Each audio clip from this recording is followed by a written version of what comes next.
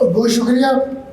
اچھی بات ہے آپ نے بتایا کہ آپ میرے حلقے سے ہیں, پونچھ سے ہیں, تو بہت ساری چیزوں کے بیک گراؤنڈ سے آپ خود بھی ماشاءاللہ واقفیت رکھتی ہوں گی. دیکھیے جو اس وقت مظاہرین ہیں یہ جو کہ مختلف الخیال لوگ ہیں, کسی ایک گروپ کے لوگ نہیں ہیں, اس کے اندر مختلف پہلو پائے جاتے ہیں. حکومت کے درمیان اور ان لوگوں کے درمیان مختلف جو فریق ہیں, سماجی لوگ ہیں, علماء کرام ہیں, وکلاء ہیں, مختلف تنظیموں نے کوششیں جاری رکھی ہوئی ہے, ان کے پیروکار بھی اور حکومت کے ساتھ بھی لے کے جاتے ہیں. حکومت آزاد کشمیر کا موقف یہ ہے کہ یہ پہلے دھرنا ختم کرے. ہم نے ان کی بہت ساری باتیں مانی ہیں. جو رانا ثناء اللہ صاحب کی سربراہی میں وفاق نے کمیٹی بنائی تھی, اس کے کچھ 37 یا 38 پوائنٹ تھے, اس میں سے 36-37 پورے ہو چکے ہیں.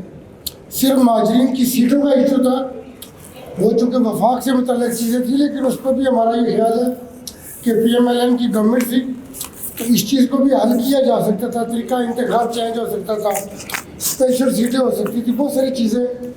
لیکن میرا خیال ہے کہ مذاکرات چل رہے ہیں.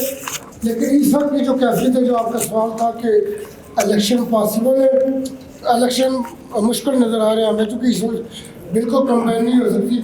لوگ اگر سماجی تقریب میں, جنازے میں, شادی میں بھی جانا چاہتے ہیں تو لوگوں کو روک لیا جاتا ہے, ان کو واپس کیا جاتا ہے. تو اس وقت مشکل صورت ہے.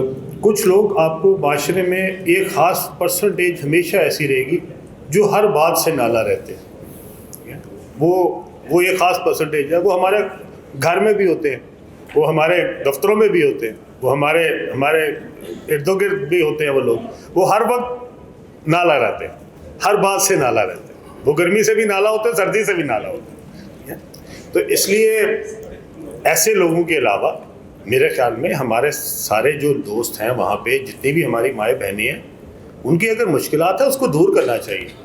ان کے مسائل جو آپ نے نشاندہی کی ہے اس کو ہم دور کریں گے انشاءاللہ. بالکل, میں نے آپ کو یہی کہا, میں نے یہی کہا, میں آپ والی بات سے اگری کرتے ہوئے کہہ رہا ہوں کہ یہ بندشیں دور ہونی چاہیے. اور اس کو انشاءاللہ تعالیٰ جو ہمارا کردار ہوگا, ہم آپ کو انشاءاللہ یقین دلاتے ہیں کہ اس میں ہم اپنا کردار ضرور ادا کریں گے. جی صاحب بیٹھے ہیں میرے سامنے, یہ ہماری ریزرو سیٹ پہ آئے ہیں. یہ جس دن مجھے چھوڑنے آئے تھے, جس دن ہم سیٹ جو وہاں سے الیکشن ہار گئے تھے, تو جب مجھے چھوڑنے آئے تھے تو انہوں نے کہا خان صاحب تسلی میں, ہم بھی تسلی میں, کوئی بات نہیں, پہلا الیکشن تھا, ہم دبا کے لڑیں گے. 4 دن بعد یہ ایم پی اے بن گئے, وہ 5 سیٹیں آئیں, ان کو بھی ریزرو سیٹ مل گئی. ٹھیک ہے, تو یہ اگر اللہ تعالیٰ نے ان کو ایم پی اے بنانا تھا تو میرا کیا قصور ہے اس میں؟ ٹھیک ہے, مجھے بھی تو قصور بتا دینا. ٹھیک ہے, اگر اللہ نے ان کو ایم پی اے بنانا تھا, یہ تو مجھے کہہ گئے تھے تسلی سے کہ بھائی کوئی بات نہیں, آپ نے پوری الیکشن لڑا, ہمارے ساتھ رانا نذیر صاحب گئے, ہمارے ساتھ میاں خالد صاحب گئے, ہم نے 1 مہینہ وہاں کمپین کی, ہم گلی گلی محلے محلے پھرے, کوئی بات نہیں, الیکشن ہار گئے. ٹھیک ہے, اب وہ جو آزاد ہمارے 5 دوست آئے, میرا صرف گزارش یہ ہے کہ جب ہمارے پہ یہ بات آپ کریں تو آپ یہ بھی تو اس خیال کریں کہ یہ 5 لوگ اگر نون میں جاتے تو اپوزیشن میں بیٹھتے, اگر پیپلز پارٹی میں جاتے تو سب سے آخری سیٹ پہ بیٹھے ہوتے, وہ آخری والی میں. آج وہ سب سے ہراول دستہ بنے ہوئے ہیں آئی پی پی کا, وہ ہمیں ریپرزینٹ کر رہے ہیں. وہ 5 سب سے امپورٹنٹ لوگ ہو گئے ہیں حکومت سازی میں. تو آپ بتائیں نا, آپ سے سوال کرتا ہوں, اگر آپ ان کی جگہ جیتے ہوتے آپ کہاں جاتے؟ ٹھیک ہے, تو یہ کسی صحافی پہ خدا نہ خواستہ تنقید نہیں تھی. جی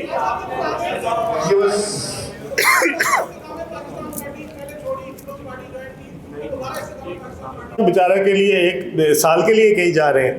ٹھیک ہے, تو بھائی کوئی بات نہیں, یہ ہمارا حصہ تھے, ہمارا حصہ ہے.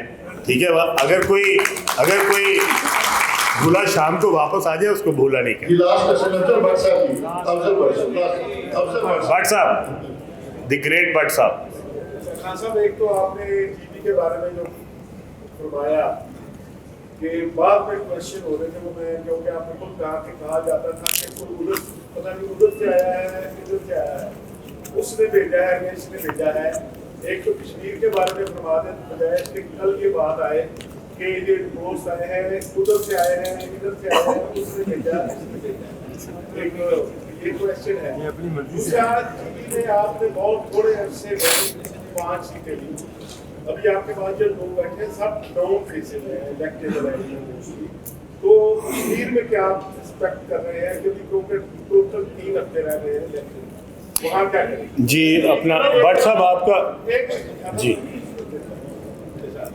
दूसरा, अभी क्योंकि आपने 30 साल का हवाला दिया कि जो जिम्मेदार थे वो किधर है, क्योंकि इस वक्त आप इत्तेहादी हैं मुस्लिम लीग नून के और पीपल्स पार्टी के भी आप अलाइए अदार है वो भी इत्तेहादी है। तो ये चार्जशीट जो है ये मुस्लिम लीग नून के खिलाफ थी या पीपल्स पार्टी के खिलाफ लास्ट, कि यहाँ आप मुस्लिम लीग नून के अलाइज हैं, टीवी में आप पीपल्स पार्टी के अलाइज हैं, कश्मीर में आपका क्या इलाका है?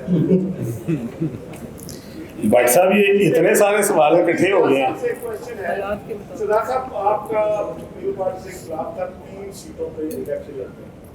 अभी आप फरमा दीजिएगा कि क्या जहाँ आईपीपी से आप 3 सीटों में जाएंगे, ज्यादा जाएंगे, और अलीशान सोनी साहब अभी तक आजाद नहीं हुआ, ये क्या आईपीपी के टिकट से लड़ेंगे या आजाद? ये अगर इजाज़त है तो मैं ही दे दूँ इसका जवाब। जो हमारे सरदार साहब हैं ये 3 नहीं जितनी सीटों पे चाहेंगे वहाँ से लड़ेंगे। सोनी साहब इंशाल्लाह ताला आईपीपी के प्लेटफॉर्म से हमारी टिकट पे इलेक्शन लड़ेंगे। ये जितने दोस्त आपको स्टेज पे बैठे नजर आ रहे हैं ये सब आईपीपी के कैंडिडेट्स हैं अगले इलेक्शन के। दूसरी बात ये है कि जिस तरह आपने गिलगित के लिए फरमाया, गिलगित में जो हमारे कैंडिडेट्स थे, बट सब जिस तरह आपने फरमाया ये बड़े नॉन फेसेस हैं, वो भी बहुत नॉन फेसेस थे।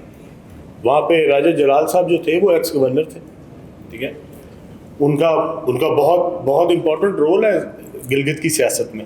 इसी तरह हमारे हाजी गुलबर साहब जो हैं वो वहाँ के पुराने सीएम थे, और हमारे पास कई बुज़रा थे पुराने जो कि हमारे कैंडिडेट्स थे।